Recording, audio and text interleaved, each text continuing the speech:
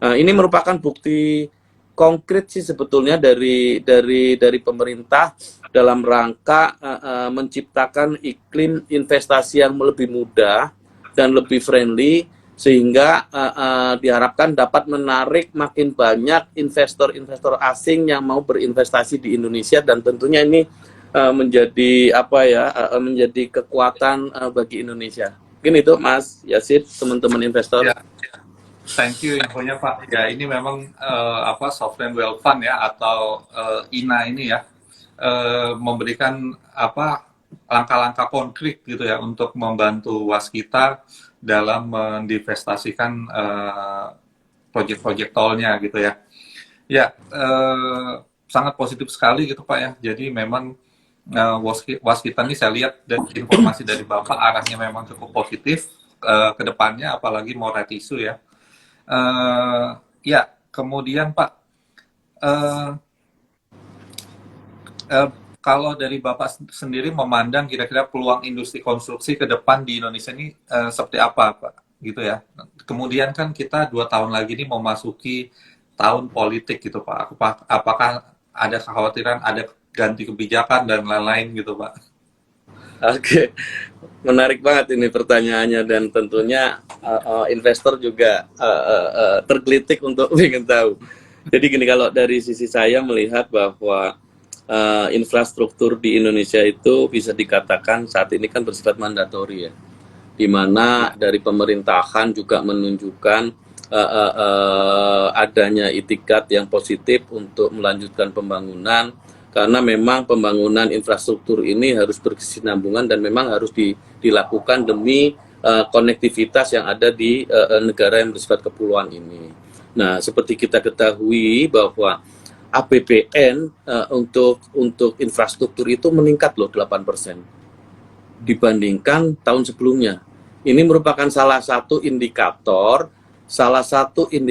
yang membuktikan bahwa pembangunan infrastruktur masih menjadi concern bagi pemerintah kita saat ini.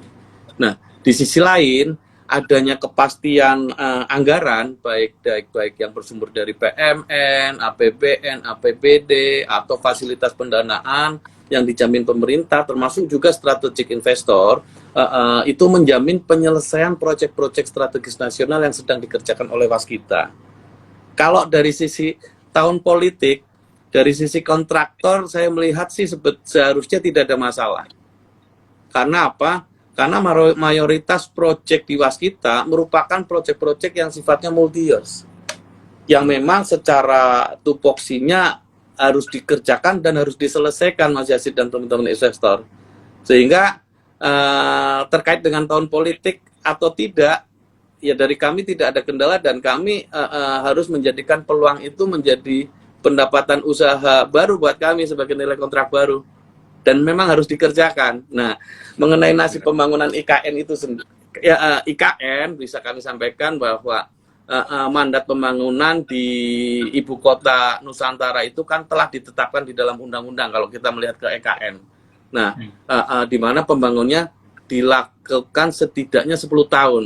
Sehingga kami optimis ini underlying itu undang-undang, Mas Yasid. Betul. Kalau mau dirubah berarti harus dirubah undang-undangnya dulu. Untuk merubah undang-undang tentunya melalui mekanisme tata perundangan yang berlaku di Indonesia. Tentunya akan lebih rumit. Demikian Mas Yasid dan teman-teman investor.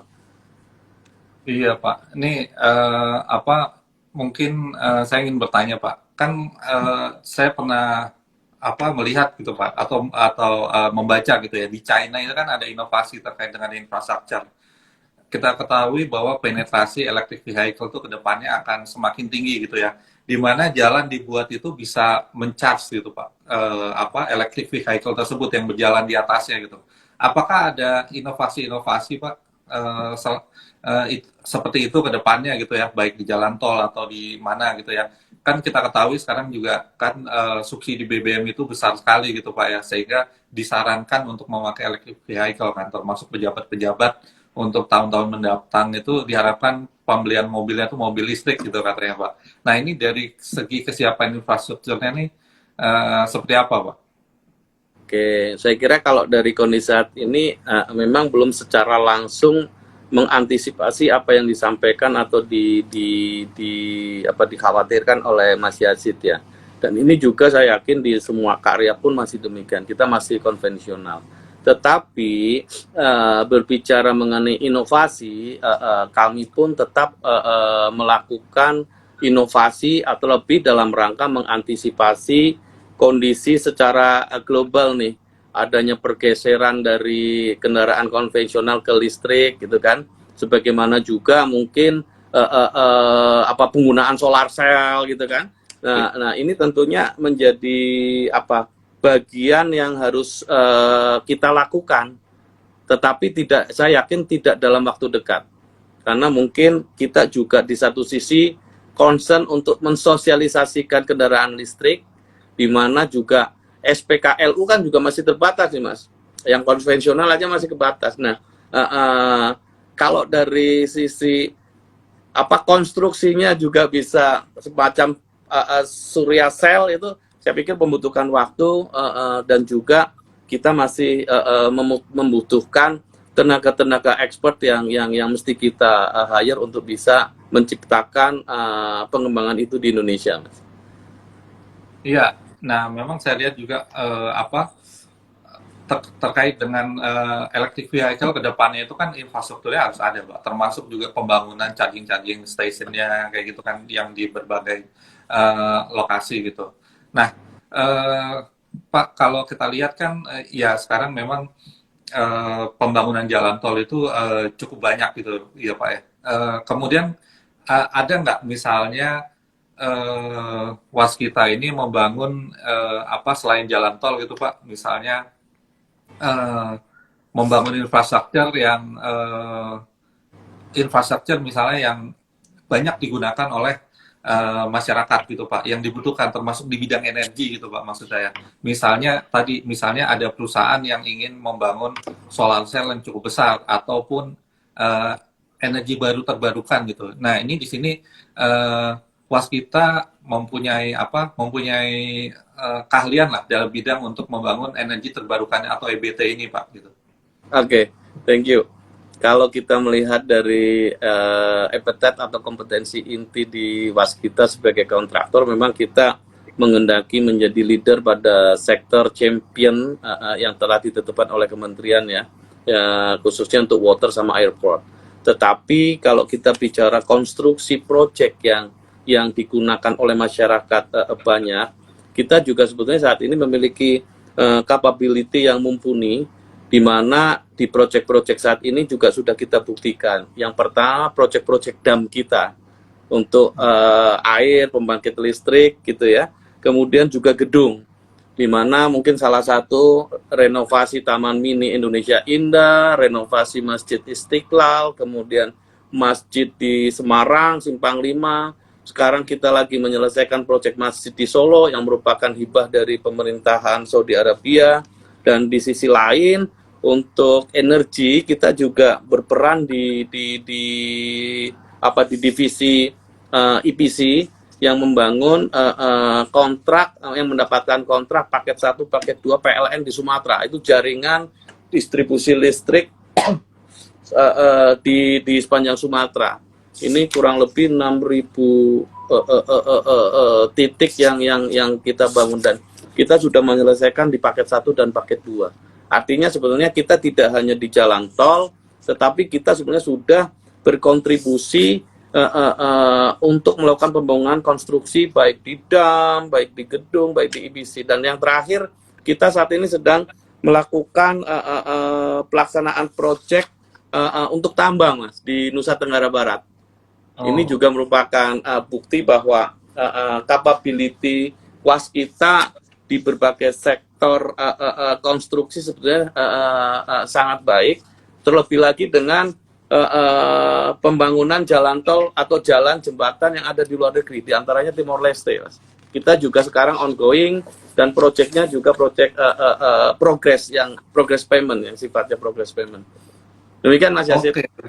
Ya, berbicara mengenai tentang proyek yang ada di luar negeri, kira-kira nih Waskita nih selain di Timor Leste ada proyek di mana aja gitu Pak? Dan ada rencana untuk go global nggak Pak? Kalau saya dengar kan waktu itu Pak Jokowi juga kan bilang ya bahwa dalam mendapatkan teknologi dan lain-lain pasti kan ada teknologinya Pak di bidang konstruksi ini. Kira-kira ada rencana joint venture dengan perusahaan besar dunia atau apa gitu Pak. Kemudian mengerjakan proyek-proyek besar di luar negeri. Kira-kira ada arah ke sana nggak? Oke.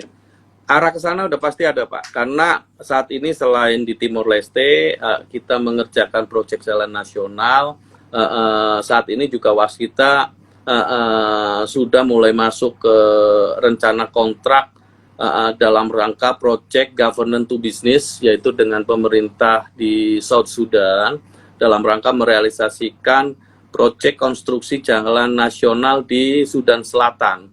Nah, ini melalui mekanisme kerjasama antara Kementerian Jalan Jembatan di South Sudan dengan Waskita yang didukung pembiayanya adalah hasil dari penjualan minyak Sudan kepada Pertamina. Nah, ini masih dalam proses untuk bisa, harapan kami bisa menjadikan pemenangan proyek dan bisa terrealisasi kontraknya dan menjadi nilai kontrak baru sampai dengan tahun depan, Mas Yasid. Nah, kalau yang ke depan, tentunya proyek-proyek luar negeri menjadi salah satu incaran sebagai potensi, sebagai pipeline kami agar kami bisa go secara internasional. Nah, terkait dengan apakah dimungkinkan untuk melakukan joint venture, amat sangat dimungkinkan. Karena secara sejarah Waskita juga pernah memiliki joint venture dengan komponen asing, yaitu Waskita Kajima untuk pelaksanaan pembangunan gedung. Dan ini menunjukkan bahwa kepercayaan kontraktor internasional kepada Waskita juga cukup baik, dan hal ini tidak tertutup kemungkinan kita lakukan kembali tergantung pada proyek-proyek mana yang kita bidik, kemudian kita bisa menawarkan joint venture dengan partner-partner dari internasional. Demikian Mas Yasid. Oke, ya berarti ini sudah pernah ada proyek-proyek joint venture juga ya, dan kedepannya tidak menutup kemungkinan untuk bekerja sama dengan perusahaan kontraktor dari luar negeri gitu ya Pak ya. Oke Pak, ya mungkin pertanyaan selanjutnya adalah ya mungkin bisa di ini Pak diberikan kira-kira view-nya gitu ya mengenai tentang Waskita kedepannya ini seperti apa, apakah ada proyek-proyek yang diincar gitu ya, dan kira-kira fokus dari Waskita ini apa gitu Pak kedepannya. Oke, jadi Waskita ini kan BUMN. Kalau BUMN itu ada dua besaran yang harus kita pahami sebagai value creator, profit creator, tetapi di sisi lain harus sebagai agent of development. Nah, tentunya kalau dari sisi proyek-proyek tidak tertutup kemungkinan adanya penugasan yang harus dijalankan oleh Waskita, itu tidak bisa terlepas dari statusnya sebagai BUMN. Nah, kalau dari sisi proyek-proyek dalam rangka value creation atau profit creator, tentunya kita akan lebih dalam kondisi jangka sampai jangka menengah. Waskita menghendaki proyek-proyek yang kembali lagi secara turnover finansialnya itu bisa membantu mensupport untuk perbaikan fundamental keuangan perusahaan. Nah, sehingga dalam arti untuk proyek-proyek yang turnkey tentunya akan kita hindari terlebih dahulu gitu ya, tapi tidak terlepas dari adanya fungsi kita sebagai BUMN dalam rangka untuk melaksanakan agent of development gitu. Karena dengan kita fokus kepada proyek yang sifatnya progress payment, tentunya cash flow akan semakin baik, kemudian leverage-nya juga tinggi, rendah menurun di level yang masuk batas toleransi, menjadi appetite bagi institusi lembaga pembiayaan untuk bisa lebih support lagi kepada Waskita. Tantangan di sini tentunya Waskita sebagai kontraktor gitu ya, tentunya kita harus memiliki support untuk menjalankan proyek-proyek yang kita garap berupa jaminan bank untuk jaminan uang muka, jaminan pelaksanaan maupun jaminan maintenance. Mungkin secara garis besar seperti itu Mas Yasin. Ya, berarti ini kira-kira Waskita ini secara ini apa ya, secara debt to equity ratio gitu ya, itu kira-kira akan tahun depan itu akan lebih sehat gitu ya Pak ya? Insya Allah, kalau dari proyeksi saya pribadi sebagai manajemen baru di Waskita, memiliki kepercayaan diri, optimis untuk membawa Waskita bisa memperbaiki kondisi level debt to equity ratio-nya. Iya, secara tentu saja keuangan secara umum termasuk juga kenaikan potensi pendapatannya tadi ya Pak ya. Betul. Yang dimana proyek-proyek yang dikerjakan tuh bersifat multi years gitu ya. Baik Pak Wiwi, mungkin itulah saja bincang-bincangnya pada hari ini ya. Terima kasih banyak Pak atas pernyataan-pernyataannya. Ya kalau dari saya sendiri view-nya cukup positif ya Waskita ke depan. Semoga nanti harga untuk right isunya menarik Pak. Kita tunggu Pak. Insya Allah. Jangan ragu-ragu teman-teman investor untuk subscribe right issue kami. Oke, thank you Pak Wiwi. Oke, baik teman-teman, mungkin itu aja perbincangan saya dengan Pak Wiwi, Direktur Keuangan dan Manajemen Resiko dari Waskita Karya ya. Nanti mungkin rangkumannya silakan lihat sendiri, ada di video di Ajaib ya, yang akan di-save nanti di Instagram. Terima kasih Pak Wiwi, sehat selalu. Semoga Waskita Karya makin jaya dan semakin berkontribusi nih bagi pembangunan nasional ya Pak ya. Terima kasih Mas Yasin, teman-teman investor.